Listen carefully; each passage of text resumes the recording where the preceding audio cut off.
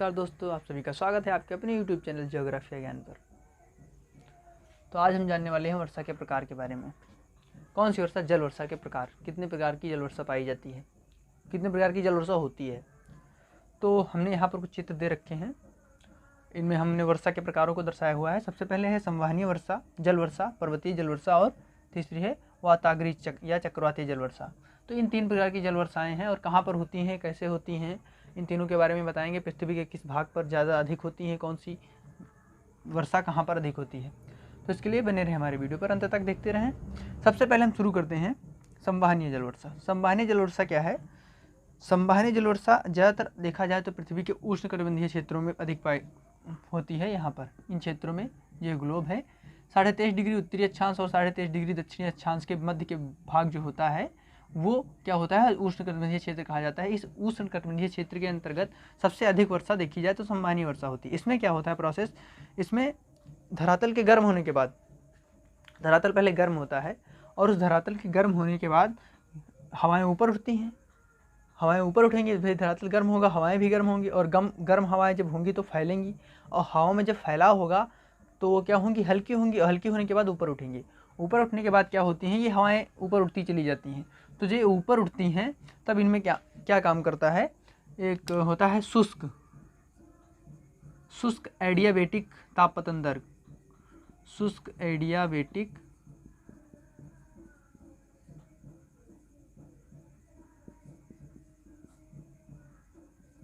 तापपतन दर काम करता है। जितनी ही हवाएं ऊपर उठेंगी उतनी ठंडी होती जाएंगी। इसके साथ एक सामान्य तापपतन दर भी काम करता है, नॉर्मल लैप्स रेट।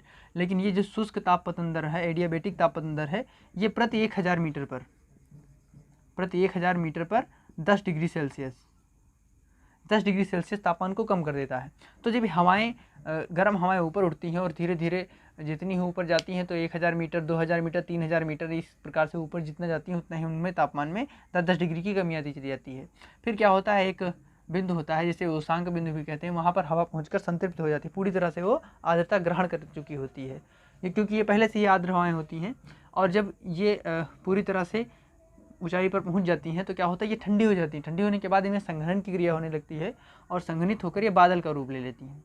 काफ़ी घने बादल, बहुत ज़्यादा काले बादल, घने बादल तुरंत छा जाते हैं। ये इस प्रकार की जो व्यवस्था है, इसमें काफ़ी घने और काले बादल छा जाते हैं, उन्हें कपासी बादल कहते हैं। कपासी बादल,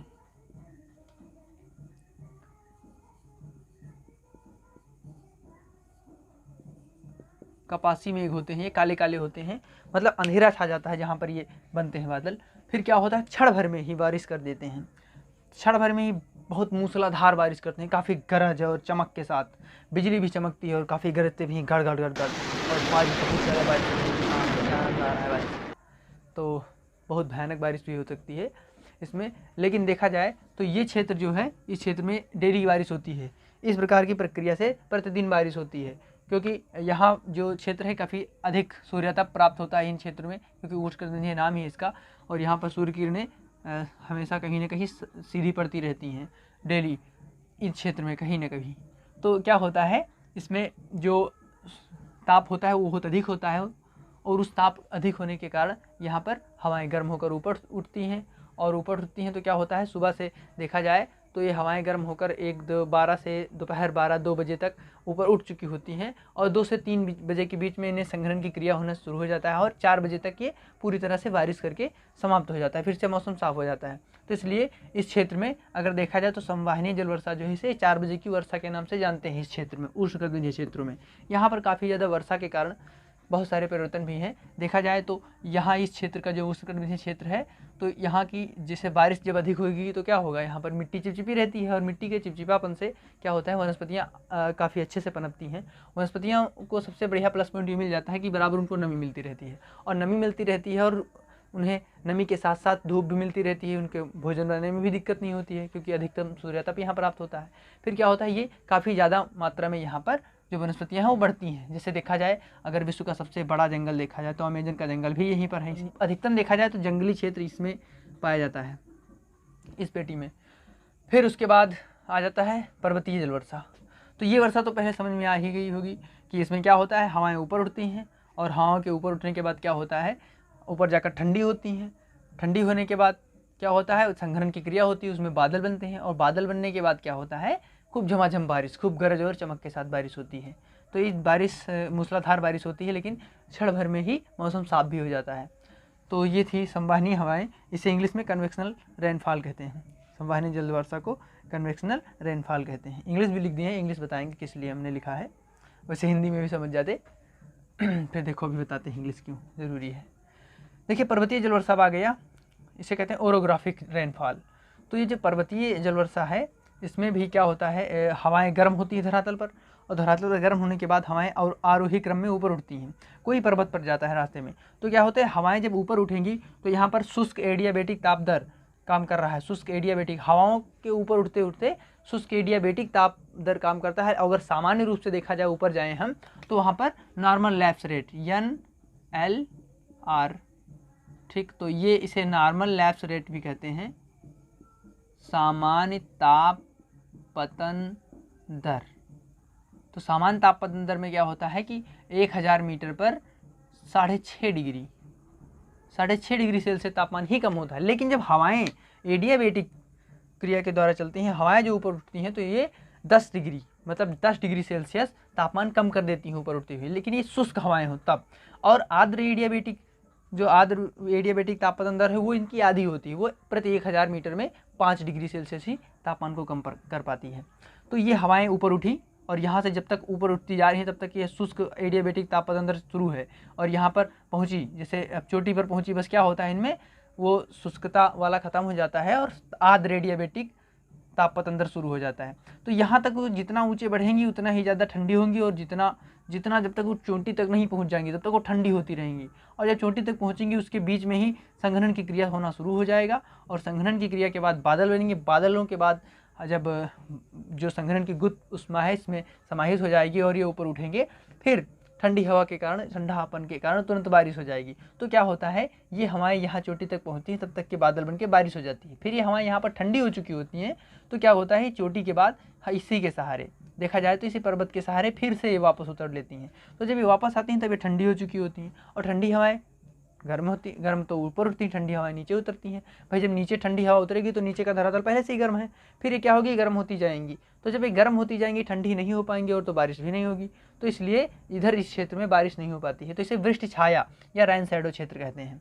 एक तरफ बारिश हो जाती है, एक तरफ बारिश नहीं होती है। भारत का अगर देखा जाए तो पश्चिमी घाट जो है, तो पश्चिमी घाट का जो तटीय क्षेत्र है वो तटीय क्षेत्र की तरफ बारिश हो जाती है, और अगर देखा जाए उस तटीय क्षेत्र के बगल में उधर बारिश नहीं हो पाती। उधर भी देखा जाए तो कुछ मरुस्थलीय क्षेत्र भी पाया जाता है, उष्णकटिबंधीय वहाँ पर पाई जाती हैं वनस्पतियाँ भी। तो इस प्रकार से क्या होता है, ये सिस्टम होता है पर्वतीय वर्षा में। अब आती है बारी वाताग्रीय चक्रवाती वर्षा। वाताग्रीय चक्रवाती वर्षा में सबसे मुख्य बात हवाओं की होती है। देखा जाए तो सब में हवाओं की मुख्य बात है, लेकिन इसमें बहुत ही ज़्यादा मुख्य बात है हवाओं की। क्या होता है, ये हवाएं होती हैं, ये जो एक गर्म हवा है, एक ठंडी हवा है, ये दोनों हवाएं जब चलती हैं और आपस में जहाँ पर मिलती हैं वहाँ पर संघनन की क्रिया होने लगती है, और वहाँ पर एक फ्रंट बनता है। मतलब जैसे ये हवा आपस में यहाँ टकराई, मान लिया यहाँ टकराई, तो ठंडी हवा भारी होती है और गर्म हवा हल्की होती है। तो यहाँ से ये ऊपर उठ गई और ये नीचे चली है। तो ये जो क्षेत्र होगा, इस क्षेत्र में यहाँ पर मिल रही है, देखा जाए तो इस क्षेत्र में क्या होगा, एक फ्रंट बनेगा, और वही फ्रंट क्या करेगा, संघनन की क्रिया होगी यहाँ पर, और ये बादल बन जाएंगी, फिर बारिश होना शुरू हो जाएगी। इस प्रकार की वर्षा अगर देखी जाए तो शीतोष्णकटिबंधीय क्षेत्रों में अधिक होती है। यहाँ से पछुआ पवनें चलेंगी, गर्म और हल्की पछुआ पवनें, और इधर से देखा जाए ये इधर से तो ये हवाएं आएंगी शीतकटिबंधीय क्षेत्रों से, और यहाँ पर आने के बाद यहाँ मिलन हो जाता है, यहाँ पर खूब झमाझम बारिश होती है। तो ये हो जाती है वाताग्रीय चक्रवातीय वर्षा। तो इस प्रकार से हमने वर्षा के प्रकारों को जान लिया। अगर देखा जाए वर्षा के रूप, तो वर्षा के रूप बहुत अलग अलग होते हैं। वर्षा कई रूपों में होती है, जैसे हिमवर्षा हो गई और ओलावृष्टि हो गई। हिमवर्षा अलग है, ओलावृष्टि अलग है। तो ये वर्षा के रूप हो गए, बहुत सारे रूप हैं। कृत्रिम वर्षा के रूप भी देख लो, पुष्प वर्षा कोई कराता है, कोई पूछो मत क्या क्या वर्षा कराता है। तो ये वर्षा के प्रकार हो गए। अगर देखा जाए, मैंने इंग्लिश भी रख दिया है यहाँ पर ताकि आप लोगों को दिक्कत ना हो, क्योंकि इंग्लिश सबसे इंपॉर्टेंट है। Orographic rainfall and cyclonic rainfall, और यहाँ पर है रेन शैडो माउंटेन, और यहाँ पर है एसेंडिंग एयर, मतलब आरोही वायु जो ऊपर चढ़ रही है, ये क्लाउड है, और टाइप्स ऑफ रेनफॉल, ये सब तो है। इंग्लिश से लिख देते हैं, क्योंकि देखा जाए तो आजकल लोग जो देखा जाए गाँव वाले क्षेत्रों में, तो उनका बच्चा अगर पढ़ने कहीं जाता है तो कहते हैं बेटवा इंग्लिश सीख के आए चाहे जो हो जाए। अब बेटवा इंग्लिश गवा वहाँ समझ में आया तो सीखा, नहीं आया तो नहीं सीखा। लेकिन वही बगल के अगर देखा जाए झगड़ू मुंगरे के लड़का 2-4 शब्द बोल दी इंग्लिश में तो अरे भैया कहाँ सीखे हो, कहाँ पढ़े हो। वो के लड़का अंग्रेजी में बोलता है, तू क्या करता हो, कुछ नया पढ़े हो, नक कटाए लिहो। अब नाक कटने की बात सुनी, बहुत निराश हो गया। वो भी गया अंग्रेजी सीख के आए भैया। अब घर में आए के ही अंग्रेजी झाड़ना शुरू कर दिया। मम्मी से पानी मांगा तो बोला मम्मी प्लीज़ गिव मी, या mummy bring the food, mummy खाना लाओ। ऐसा अंग्रेजी बोला मम्मी की। हमसे अंग्रेजी काय बोलत है, उठा एक थरिया मुँह पे मार दिए। तो ये अंग्रेजी इतनी अच्छी भी नहीं है, इतनी ख़राब भी नहीं है। मतलब हमें ये नहीं कहता कि अंग्रेजी मत सीखें, अंग्रेजी सीखें। तो ये तो था मजाक थोड़ा सा अंग्रेजी के बारे में। तो इसके लिए अब ये पढ़िए अच्छे से और ये इनको फिर से एक बार समझिए। अब मैं तो समझाऊंगा नहीं कि समय का अभाव रहता है, कम समय में मैं आपको क्या बताऊँ, कहो तो मोबाइल से बाहर आ जाऊँ नहीं, लेकिन वो टूट जाएगा तो आपका नुकसान हो जाएगा। ऐसा नहीं करेंगे हम। तो आप लोग पढ़ते रहिए और चैनल को सब्सक्राइब नहीं करते हैं, शेयर और सब्सक्राइब दबा के कीजिए, तभी हम अच्छी वीडियो आपके लिए आएंगे। Okay, thank you, bye bye.